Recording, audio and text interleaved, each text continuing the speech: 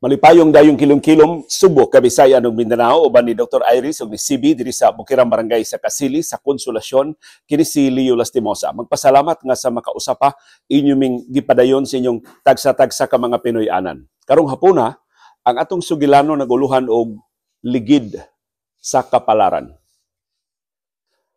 Usa sa ako nakauban sa ABS-CBN ug nakugang kay ko nga akong nakauban ang usas mga higante sa music ug film industry, si anhing Brad Marcial Sanson.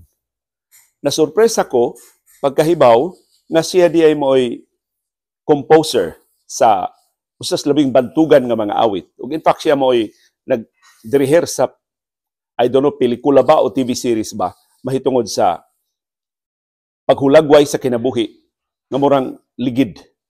Karon naa ka sa ubos, ugma naa ka sa ibabaw. Karon naa ka sa ibabaw, ugma naa ka sa ubos.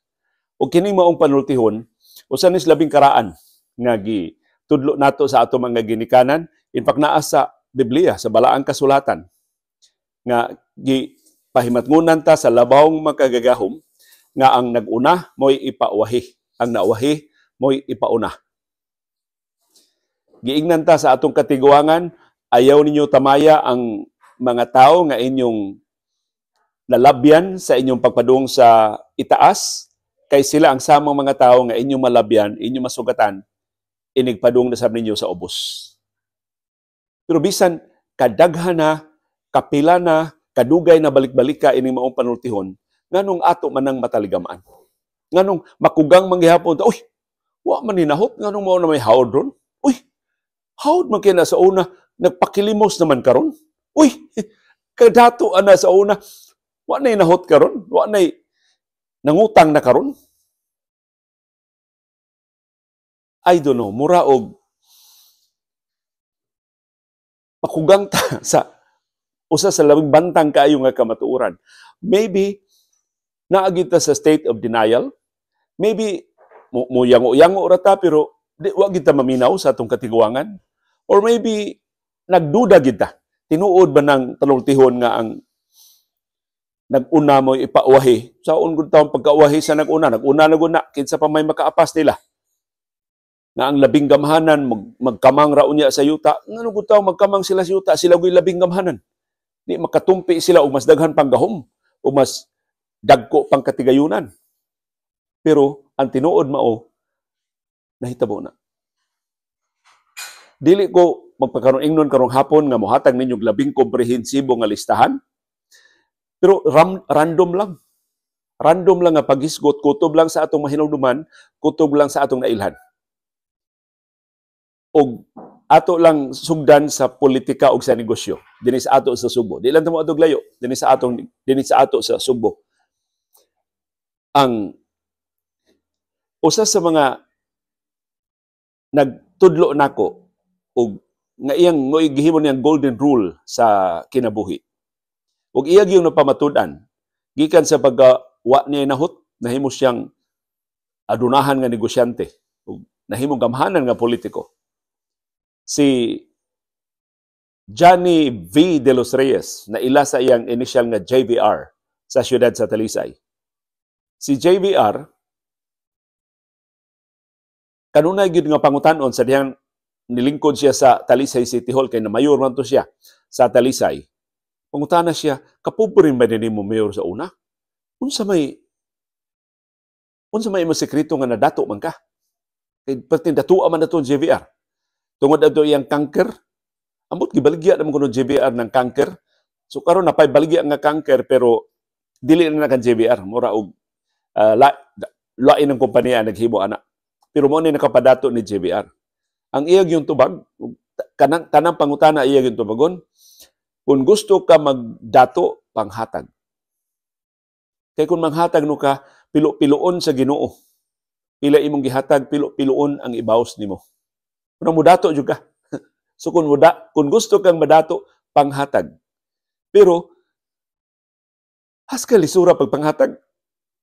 Unahon maguna tong ato. Maghuna-huna man ta doon pa mahibili nato. Lisod kay pagpanghatag mo nang lisod kayo nga madato. Lisod kayo ang pagdato. Yano kaayo ang lagda sa pagdato siguro ni JVR. Sa iyang kaugalingong kasinatian. Kung gusto ko madato, panghatag. Pero mga tao, di yun manghatag. Manghatag lang doon na sobra. Pero giingnan ba yata sa labawang makagagahom sa usa sa mga sambingay sa Biblia nga ang tinuuray nga paghatag mao ang imong paghatag sa labing gikinahanglan nimo. Katong unsa tong insidente sa Biblia dihay ehemplo nga usa ka adunahang negosyante pati nakuha siyang hatag sa simbahan pero tipak ra sa iyang katigayunan. Sa pikas nga bahin dihay byuda, wa intay kahinguhaan ang kinatibuk-an niyang kita atong adlaw iyang gihatag sa simbahan. Uningon ang Ginoo, ang gasa sa byuda mo'y labing makahuluganon. O ang bawo sa Ginoo, ang grasya ang bawo sa Ginoo ngadto sa byuda mapilo-pilo. Kaysa kadtong dato nga mas dako gihatag pero tipak ra sa iyang katigayunan. So magsugod ta ni JVR. Kaya siya may ni hatag nato sa pagtung gusto kang madato panghatag. Usa gyud siyang kasinatian ni JVR og kapilanan ko balik-balik og istorya pasaylo ako na sa balik-balikon karon ko nakahinomdom mo nga na istorya na nako. Wa na gyud kuno siya nahot. Sakay siyang tricycle padong Tabunok. I don't know siya nasud siyang nganong sakay siyang tricycle padong Tabunok.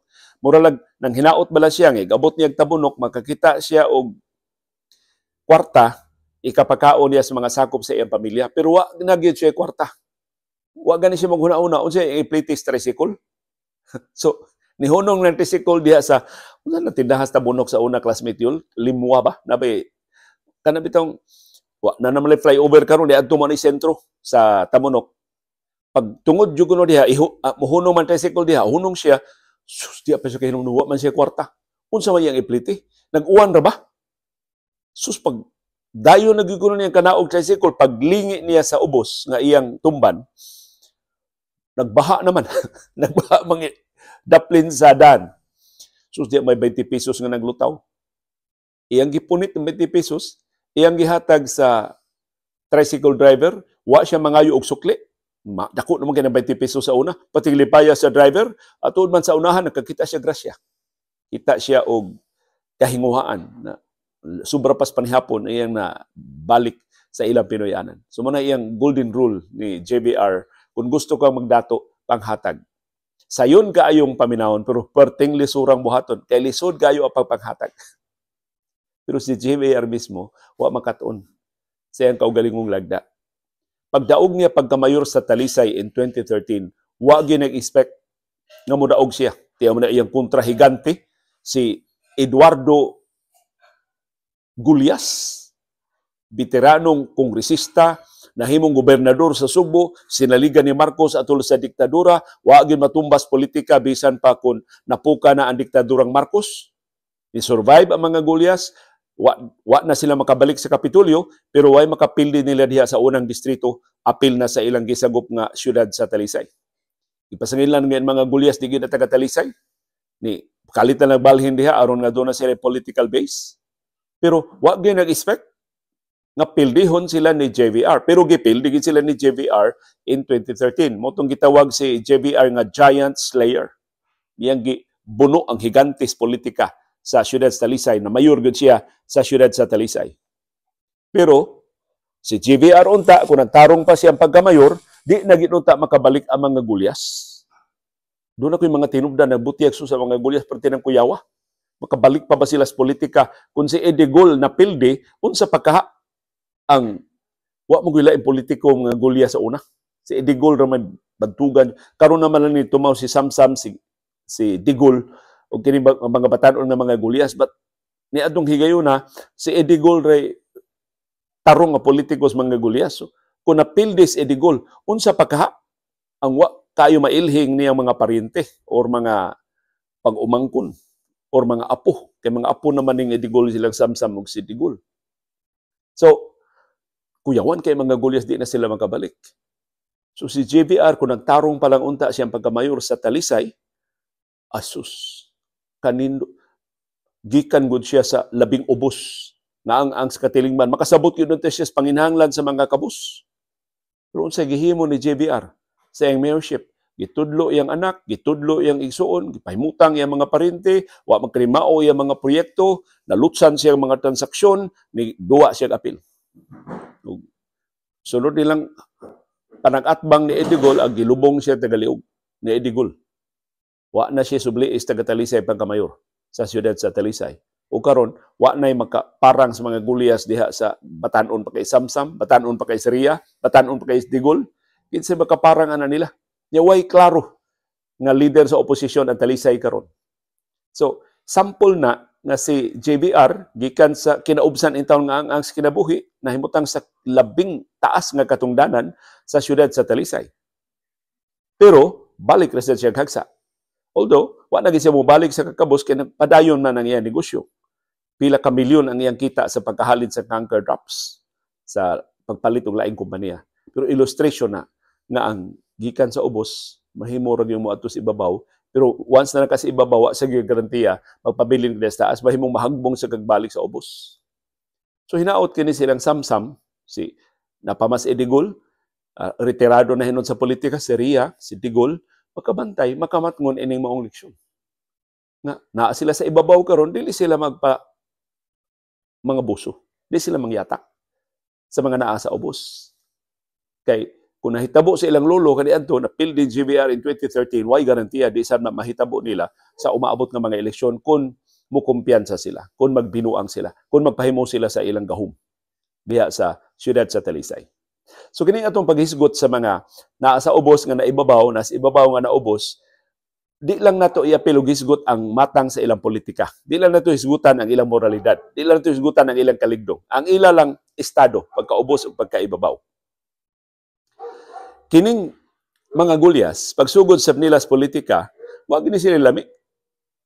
Na gobernador lang to sa Edigol, tungod sa wa ko kasubay kinsay suod niya, si Imelda Marcos ba, si Ferdinand Marcos Sr. ba.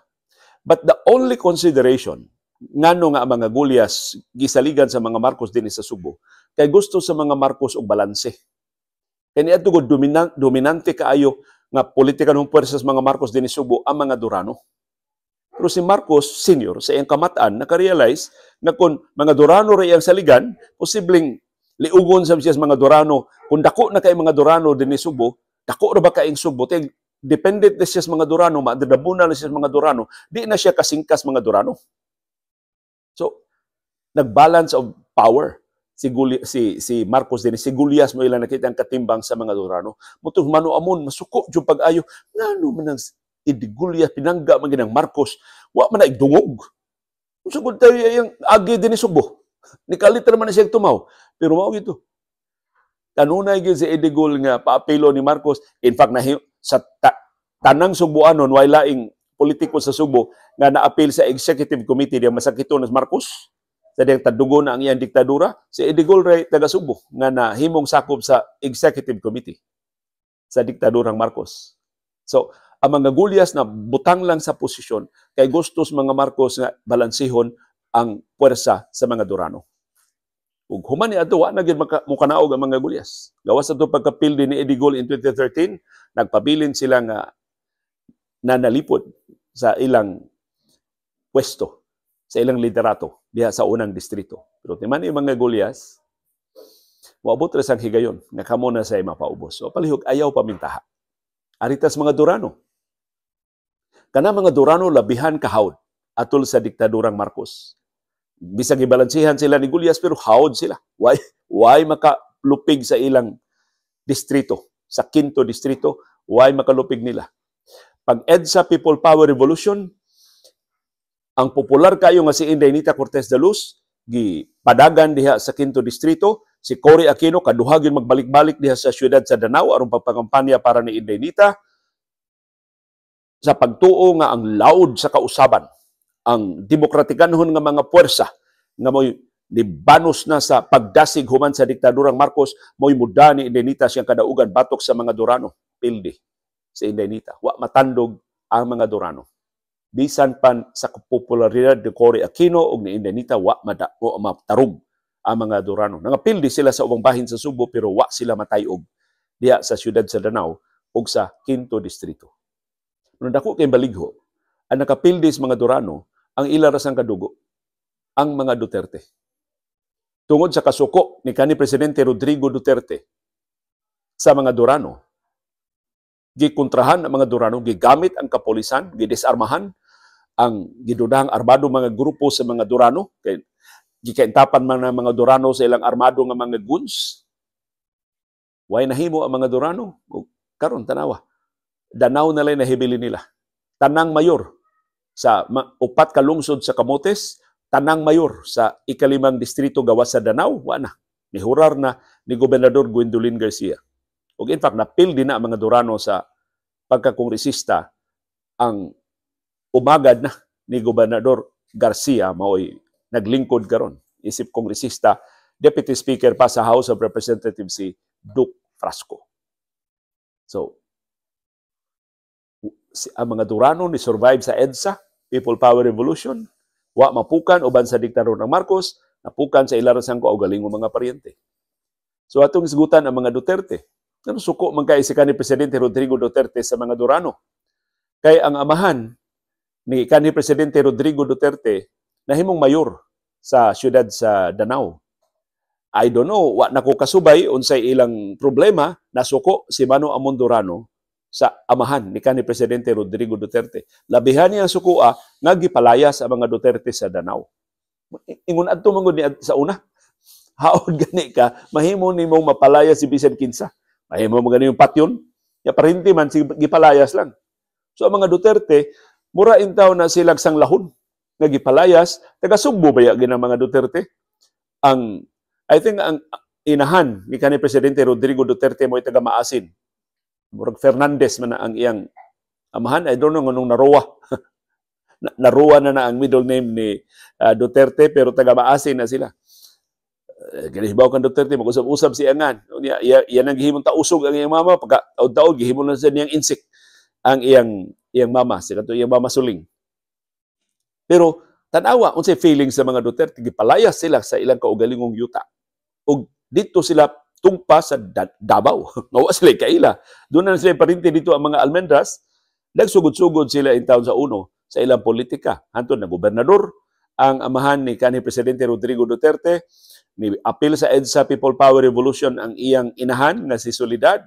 Gitudlo si Soledad unta pagka OIC Mayor, ni hangyo si Soledad nga dila siya bolingkod, girekomendar iyang anak nga ma-OIC Vice Mayor, and the rest is history. Ang mga Duterte gikan sa pagkapinalaya sa Danao, na himong hawd sa Davao, and eventually na himong hawd sa Tibok Pilipinas. Pero tanawa mga Duterte, human silang kahawd sa Tibok Pilipinas, nga mahimo nila kutob sa ilang tanan lang gusto, karon posible mo tikiaob sila kung mahinayo ning away tali sa mga Duterte o sa mga Marcos. Bisag Vice Presidente pa si Sara Duterte Carpio, na pamatud-an na sa pamilyang Marcos ug Romualdez, mahimo siyang tangtangan og hagong-hagong. Wa na siya pundo para ilusad ang mga proyekto nga importante kayo kung gusto siyang mutikad na sa iyang ambisyon nga magpresidente unya sa 2028. So ang mga Duterte gikan sa ubos, niabot sa kinatasan, karon posibleng mahagbong pagbalik. Gawas lang kon ma-neutralize nila ang mga Marcos o mga Romualdez o makabalik sa Malacañang ang mga Duterte pinagi ni Vice Presidente Sara Duterte Carpio. Pero ingon ana ang kinabuhi. Napakas ibabaw karon posibleng na nakasa ubos ugma. Musalirin kog jutay ari kog mga negosyante. Usag yun sa mga negosyante akong gibiliban din sa Subo, si Ray Caluoy. Si Ray Caluoy, sigihan na akong interview niya ito sa DYAB, kay siya may presidente sa Cebu Filipino Business Club. Si Ray Caluoy, nagsugod ng reporter. Reporter sa DYLA, si Ray Caluoy. Kunya ka na, pasaylo are ha, ako lang isulti ang tinuod nga sa Ray Caluoy, gamay yung nagtingog. Gamay kag tingog sa radyo si mura og di kay ka masapi. Plus bugiro kay itong ubang mga reporter. Apil na bugiro kay mga reporter. Si Ray Caluoy in taon murag na itsapuera ba na sa DYLA. Pero mao di ito nahimo hinong pabilo sa iyang kalampusan. Si Ray Caluoy ni resign sa DYLA, nahimong salesman sa usa sa mga kompanya og tambal dinhi sa Subo. Pagka salesman niya, maiman kay nimang maligya si Ray, nakat-on siya mga paagi unsaon pagnegosyo. So, usa ka adlaw ana nakauna-una siya, giingnan niya asawa, mo resign ko sa akong trabaho kay magsugod ko akong kaugalingon negosyo. Kamao naman ko sa negosyo. Dako kay ang risgo ha, mawa iyang sweldo, nya way siguro ang iyang tukuron nga negosyo. Resign siya sa iyang pagka-salesman. Ang iyang unang negosyo kanang nuog. Kanang utang trapo na ipamaligya sa mga jeep. Mo na usa sa unang negosyo ni Ray. Giunsa niya pag-sud sa negosyo, nang interview siya ang mga tigbaligya, di kinsa may inyong source. Diin man na ninyo. Gikan dito atong kumpanya. Iyang giadto, sir, diin man gikan ninyong nuog, sir. Gikan na sa kuan, kanang mga biya na sa MEPS. Imbis ilabay nila, mga ritaso, among gihimong trapo. So, giadto niya MEPS. Diin man na ninyo, mao ning kumpanya, giadto niyo mong kumpanya. Wa na bakante ang kumpanya kay nanay dealer tanan. Naunha na siya. Sus, hibawaan man niya na may source nga sa tuas Toledo. Dako kayong kumpanya sa Toledo nga ang nuog ilabay ra sa basurahan. Giadto ni Toledo, siya ay exclusive supplier sa nuog, ni dako ang iyang negosyo. Ikaduha niya negosyo, kana bitong sa una gud wa pa man kay na itanyag sa mga hotels o mga sa una ang kape diha sa mga hotels, para ng kape ato sa atong karaang mga Pinoy anan garapon ba, butang og garapon. So mga pika kuha lang ka dito sa garapon, kuha ka sa sudlanan og asukar, so kuha ka sa sudlanan og cream, o ikaw na mo kutaw-kutaw sa imong kape. Naka-idea mas Ray. Ingos Ray nga wa pa man gi-offer sa mga hotels o mga resorts. Iyang gisashay ang kape, ang cream ug ang asukar. Unya ang putos giablangkuhan niya para i-offer niya, butangan niya ngan sa kompanya. So dihay mga resorts maktan nisugot nga sige, testingan nato. Gibutangan niya ngan sa resorts maktan. Usas mga hotels din sa Subo. Nisugot man, nasuya niya. Gibutangan niya ngan sa hotel. So siya naghimutanan, pero igtanaw sa customer, ngan sa resort, ngan sa hotel. Pero iya tong kwarta tanan. Iya tong ni-click man. Hapit tanang hotels o resorts, dito naman mo palit niya. Ana milyonaryo Ray Kaluoy. Karon, parte dakuan ang negosyo ni Ray Kaluoy. Dili na, wa na siya ng mga sachet, but hindi pa siya negosyong nuog, pero niabante ng negosyong Ray Kaluoy. Akong katapusang nabasahan niya Facebook post, kanang nangka nga way tagok. As kandaghanan nag-ideya Ray Kaluoy, kadtong kakao, nga nagpa-interview sila na kong kausa, daghan na kay mga business ideas si Ray. Makapatuyang na siya, kay doon na naman siya puhunan. Doon na siya kapital. I don't know si Ray ni apil ba og politika, akong nahibaw-an mo rin siya parinting nga na taga Southern Leyte nga gusto mo apil sa politika kung malampusom na sab sila sa politika. Pero kana si Ray gikan na sa ubos karon hayahay na kayo ang kahimtang. So ang kinabuhi ang ligid sa kapalaran. Aritan Dodong Suwan. Kanas Dodong Suwan, amigo na ni Padre. Di lang ko isulti angan, no? Kay wala ba ko mananghid sa pari. Migo na siya. Migo ka namang, murag silingan, murag katagilungsod sa pari. Kailan sa pari. Ingon ang pari, wa ginay nahot Dodong Suwan sa una. Mamaylogon niyang brief. Inana ka way nahot, ha? Dili mo na maayong isulti, no? Pero manghuwam sa iyang brief. Wa ginahot sa Dodong Suwan. So iyang kitabangan sa pag-eskwela, sunod niyang nahibawan si Dodong Suwan. Monitag iya sa unsa nang iyang negosyo nga patindakuha. Mr. Limpo ba? Patindakuha na sa negosyo. Tinidutan nagbayad dias Maria Luisa, patinaghanan nagsakyanan. Karon na mayor sa Cordoba. Si Dodong Suwan. So, kinsa mag-expect nga iya matumba ang mga sitoy? Diya sa Cordoba, namatay tuod si anhing Secretary Adelino Sitoy, pero ligo na ka itong base sa mga sitoy diya sa Cordoba. Pero napildi ni Dodong Suwan. I don't know, kung sa iyang lahutay diya sa Cordoba, kaya kung nadunggan si Dodong Suwan, nagpabata-bata man sa, mas dako nga negosyante, nagpadiktar siya siyang politika diya sa Cordoba, good luck niya diya sa Cordoba. Pero ligid sa kapalaran. Aritas mga sitoy. Ang mga sitoy, nagsugod na sa una, youth leader to si Adi Sitoy ni Sir Hing Osmeña. Kaya ni adto na may gitawag na YOL ba to? YOL, Youth for Osmeña Leadership. So silang Adi Sitoy, Dodong Olgansa, ug uban pa nga mga bantugang politiko din ni Sugbo, nagsugod sila isip mga batanon nga mga leader ni Serhing Osmeña. May man mo diskurso si Adi Sitoy, so appeal sila sa mga Speakers Bureau. Mga batanon man sila, kana bang patapok pas mga tao, kaya niya ang uso sa pagpangampanya, mga rally man, mga political rallies man, mga political meetings, kanang gitawag nila mga meetings, mao na meeting di avance. So, sila maoy patapok sa mga tao, wa pa kaayo mga tao mga manambong, sila pa diskursohon. Pila pa, mao pa pagtaod sa Petromax, mao pa pagtaod sa microphone, mao pa pagtaod sound system, sila intawong Adi Sitoy mo'y inahinag diskurso dito. Tanaw mo sinaabtan ni Adi Sitoy. Pagkawa na ni Serhing, si Adi Sitoy, nadako kayong leader sa mga Marcos, sa kilusang bagong lipunan. I think si Adi Sitoy nahimong board member. Si Adi Sitoy nahimong, of course, kinapungkayan siyang gahom, siyang gitudlo siya ni kanhi Presidente Rodrigo Duterte na Presidential Legislative Liaison Officer, PLLO. Siya siya liaison officer sa Malacañang ug sa House of Representatives ug sa Senado.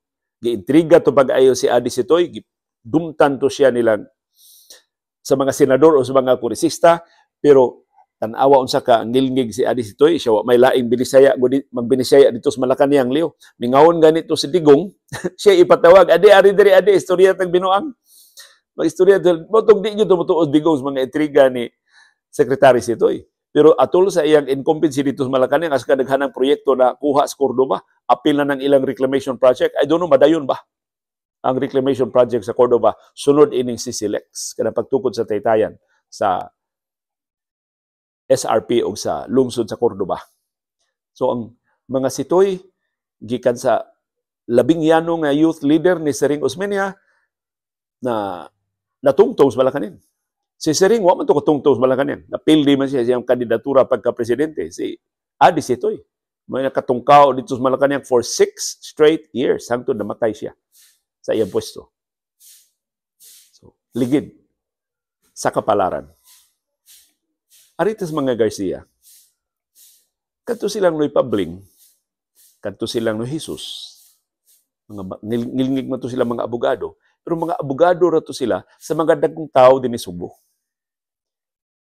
Si Noy Pabling, giingong nahimo tong abogado sa mga Durano. Si Noy Jesus, nahimo to siyang abogado sa mga dagkong negosyante din sa Subo. Unya, ni Addo, kung bright kuno kang abogado, ang imong kliyente way cash nga ikabayad nimo, magpabayad lang kag yuta. So ang mga yutaan, wa man sila cash, kay namas yuta ang ilang katigayunan, yuta ilang ibayad sa mga abogado. Una ang mga katigayunan sa mga Garcia, hilabihang ilingiga mga private properties. Kanang ilang Luna Diaz Puente, katong putihan lang sina Sunstar sa una, hantod karon ila pa man na. Oh, I don't know, gipaabangan nila porti nakuha. Anang maong passive income, wa sila laing gihimo. Gawa sa pag-maintain anang ilang yuta o ganang ilang building diha sa Puente Osmeña. Ug daghan pa kay yuta ang mga Garcia. Ang mga Garcia sa una, abogado ni anhing gobernador Lito Osmeña. Dihang gibendisyonan ni Lito si Pabling na himong gobernador sa Subo. Gipasidanaan si Lito nga lit, suod man kay mong Winston. O niya, gidungog-dungog man nga imong i-rekomenda sa Winston nga to sa cabinet. Ayaw lit. Kaya ang lagda ra balit, usa lang kasakop sa pamilya. Kaya kung duhaon na ni mo lit, mahulga na ka ng pamilya ha. Nasulti ko ng anhing gobernador Lito, uy, amigo na mong Pabling. Tahod ginas Winston na to eh. Di na mahitabo. Tuod man iyang girekomenda sa Winston na himong presidente o general manager sa Government Service Insurance System, GSIS. Dalawa sinitabo. Si Winston Garcia, wa na mo tuo sa mga Osmeña. In fact, karon, mas dako pa sila sa mga Osmeña. Nawani ang mga Osmeña, ang mga Garcia, only ang ilang options. Tungod sa kadaghan nila. Mahimong ilang sakupon ang tanang syudad, tanang lungsod. Ipakatap nila ilang mga parente, may mo sila mayor. Tanang syudad, tanang lungsod. Tungod sa kadako na karon sa ilang katigayunan sa kangilngig na nila og influensya. Of course, kinahanglan makamatngon sa mga Garcia, gikan sila sa ubos, Naa sila karon sa ibabaw, padung rasab na sila sa ubos. So ganito'y sulti sa Miyerkules Badlis, sa abog kita gikan, sa abog kita pauli. Ug mo na makalimtan, na nakaskilapunggayan sa gahong makalimot ka. Kapadung gyapon ka sa ubos. Pusa di ka angay mamintaha. Dili ka angayan nga mangyatak sa mga katungod sa ubang mga tao. Ang mga Garcia, mas hawod na karon sa mga Osmeña. Ang mga Garcia nga hawod karon, mas hawod pagid sa mga Garcia kanang hawod nila sa una. Doon ay istorya na kini si Gobernador Gwendolyn Garcia, sa naminyo pa siya sa mga Codilla, taga-ormok maning mga Codilla. Giisip ni sila nga mga Garcia nga taga-Promdi. Ya doon na sila negosyo sa una dito sa Ormoc nga sand and gravel. Mao ko yung negosyo ni Gwen Garcia sa una, sand and gravel. So pagkamayor ko ni Alvin Garcia dinhi sa Cebu City, ni anhi si Governor Gwen Garcia ng hangyo, mahimo ba tabangan siya para maka-establish siya siyang sand and gravel business dinhi sa Cebu City. Ang mga igsuon ko ni Mayor Alvin o si Alvin mismo niyon kinsa man na. Mga Garcia na taga-Ormoc. Kiinan mo wa tagda. Wa nila hatagi importansya. Nakaron. Mas hawod na mas Governor Gwen Garcia nila. Doon na sila hangyo ni Governor Garcia ingnon sa ilang governor kinsa mo. Wa man nila tagda si Governor Garcia sa una. So sa wa ni pagsusi sa moralidad sa klase sa ilang pamolitika, pero sa within the Garcia dynasty itself, doon na sila pinuhalay diya. Doon na sila karaan nga mga padagsungi diha sa ilang pamilya. So, og ato ni masaksihan mo manifest ni sa musunod nga katuigan sa musunod nga mga eleksyon nga wa na sila kontra, mag-unay ra gihapon ni ang mga dinastiya. Aritang Rama. Kanas may Rama, wa ginay lami sa panahon ni kanhi Mayor Tami Osmeña. Tan-aw gid ang Tami Osmeña ni Mike Rama. Wa gi kapuslanan. Pero unsaon Rama man, amigo man niya ang amahan ni Mike Rama, iya na lang gi uyon-uyonan. Iya na lang gi lingiw-lingiwan. Kaya wa ang gi-believe Tami Osmeña ang Mike Rama. O maklaro man karon ba? Nanuwa siya believe ni Mike Rama. Abogados Mike Rama, pero unsa may real expertise ni Mayor Rama. Gawas anang iyang pag-organisar sa sinulog. Of course, that is a very huge accomplishment nga naka-organisar ka og sinulog, ug nagwalang puso na sinulog ubos iyang liderato. Pero unsa may ikapakita ni Mayor Rama, pila naman ikatermino niya pagkamayor sa Cebu City. Pero tanawa, si Tami Osmeña nga way insultuhon na ni Mike Rama sa una, tanawa, Tami karon. Makabalik pa ba sa City Hall? Lisod na kaayo. Si Mike Rama, bisag unsa imong tan-aw sa iyang politika, is the mayor of Cebu City. Ug ang iyang incumbency makatabang niya pagpa-re-elect sa 2025. Hantod karon si Tami Osmeña wa pa ka-desider. Dagan ba pagbalik pagka-mayor? Mag-vice mayor ba lang ni Nestor Archival? Si Nestor Archival mismo wa pa mo desider mo dagan pag-mayor, mo suporta na ba lang ni Mike Rama? Si Rama na karon mo'y hawd kay ni Tami Osmeña diha sa Cebu City Hall. Ligid sa kapalaran. Arita sa mga Rojas. Daghan kayong nahibong kadimalas anang politika sa mga Rojas, Leo, no? Si Jerry Rojas, ang amahan ni Mar, napildi pagka-vice presidente, senador, doon na tato'y chance mahimong presidente, pero nahaungan sa martial law, gigukod sa diktadurang Marcos, wag ito kaugpo si Jerry Rojas hantod namatay. Si Mar Rojas, promising kaayo ang iyang politika, number 1 senator, nahimong DILG secretary, nahimong transportation secretary, paboritong Noynoy, successor ni Noynoy, napildi. Pagka-vice presidente in 2010, napildi pagka-presidente in 2016, napildi pag yun pagka-senador in 2019. So, niretiro na lang si Mar Rojas. So, daghan ingon nga, di malas mga Rojas political yun. Tingali, pero ang swerte ito as punuan. Ang amahan ni Jerry Rojas, ang apuhan ni Mar Rojas, mo'y swerte. Si Manuel Rojas, nidaog batok ni Sergio Osmeña Sr. Kadto untas Don Sergio angayan pag itong hatagan og laing termino sa pagka-presidente. Katarong atong Sergio Osmeña Sr. sa iyang pagka-presidente. Kadto Sergio Osmeña Sr. brilliant ka ito. Kini manifestation niya nga posible ang mga Rojas, ang ila swerte Cotto brang Manuel Rojas. Natingob iya swerte mga dibalas na nisulod nga henerasyon. Pero si tanawa ritang Don Sergio. Si Don Sergio sa lakton nga pagkasulti sa way ikugay, anak sa gawas. Pinaangkan ang iyang inahan. Ug sa maka-imagine ka sa karaang Subo, ang tanaw lang Don Sergio bastardo.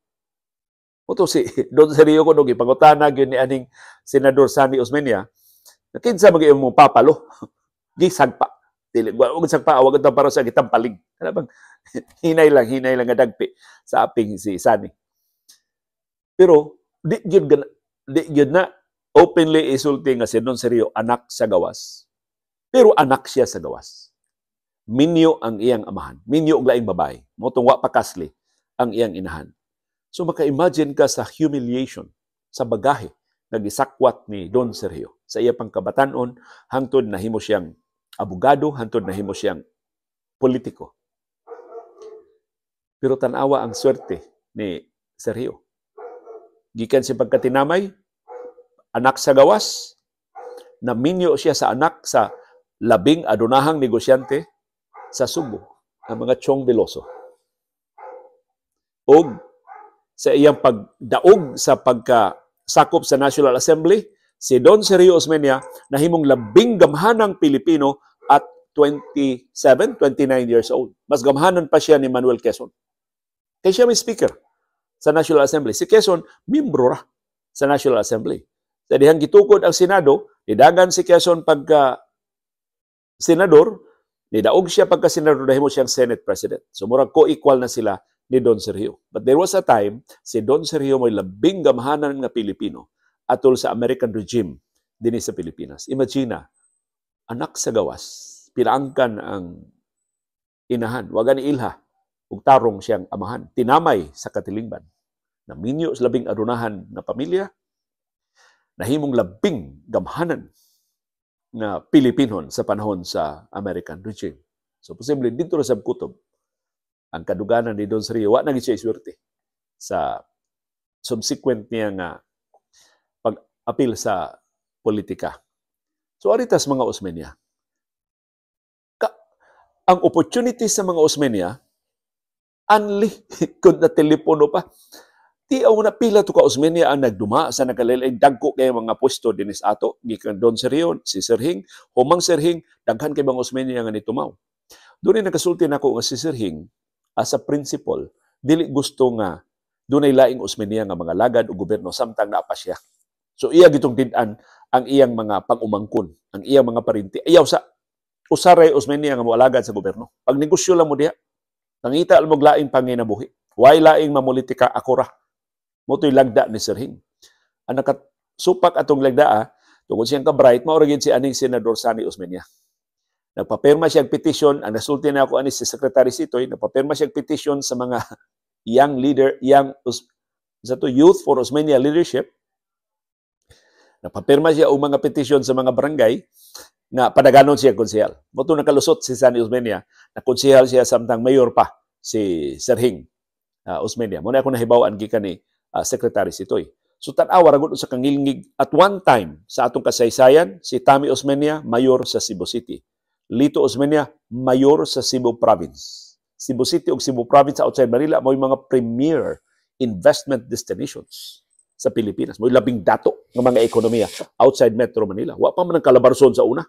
Karon naman ang musikat ng Pampanga. Serge Osmeña, senador. Sani Osmeña, senador. Renato Osmeña, vice mayor. Jingjing Osmeña, konsihal.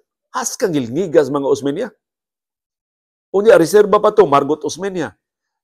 Ang mga anak ni Renato Osmeña, partindaghan ng mga Osmeña. Anak ni Sani Osmeña, mga anak ni Serge Osmeña, partindaghan ng mga Osmeña. Ngano nawani man ang mga Osmeña karon doon na nag-interviewer ng utana, ngano wa na may Osmeña dagan? Ngano wa na may Osmeña sa province? Ngano wa na may klarong Osmeña humanitami sa syudad? ang nahitabo, nag-unay sila. Si Serge Osmeña o si Sunny Osmeña, nag-abot sa Senado, wa magkasinbatan nag-unay. Si Serge Osmeña o si Lito Osmeña, wa magkauyo, nag-away. Si Lito Osmeña o si Sunny Osmeña, wa magkauyo, nag-away. Murag ang migo ra gid adto si Lito o si Tammy Osmeña, wa gid sila magkasungi, nagkasinabtanay gid sila. Si Serge o si Tammy kay managsuon man sila, wa sad sila magkasungi. Pero ang dinastiya sa mga Osmeña na nahunlak tungod sa ilang panag-unay. I don't know. Tungod kay pulo sila independent-minded o wa din sila plano nga muli mo palig-on sa ilang dinastiya. Mabito tong kahinumdum mo sa Chong case nga usas mga sinumbong parintes sa mga Osmeña kadto si Paco Larrañaga. Osmeña man to ang inahan ni Paco Larrañaga. Sa dihang kasuhan si Paco, daghang kay ningon ato ning tinud-on kining kasuha kay Paco Osmeña ni. Panlipdan ni mga Osmeña, gamiton sa mga Osmeña ang ilang influensya aron pagsabotahe ining kasuha. Kumutong grabe kay interes atong parintes mga Osmeña na si Paco Larrañaga. So diha na konbikto si Paco Larrañaga, ingon na kadaugan sa sistema sa justisya. Why nahimo ang mga Osmeña pag panalipod ni Paco Larrañaga. Pero ang tinuod mao, istorya mami sa inahan ni Paco na si Margot Osmeña Larrañaga, wa gyud mutabang. Silang Tammy, si Lito, si Serge, si Sunny, wa gyud mutabang. Tungod silang kahadlok, mapasangin lang sila. Plus, dili batasan sa mga Osmeña na maglabanay. Mao ni ako nahibawan, gikan nila. Manas Paco Larrañaga na konbikto gyud.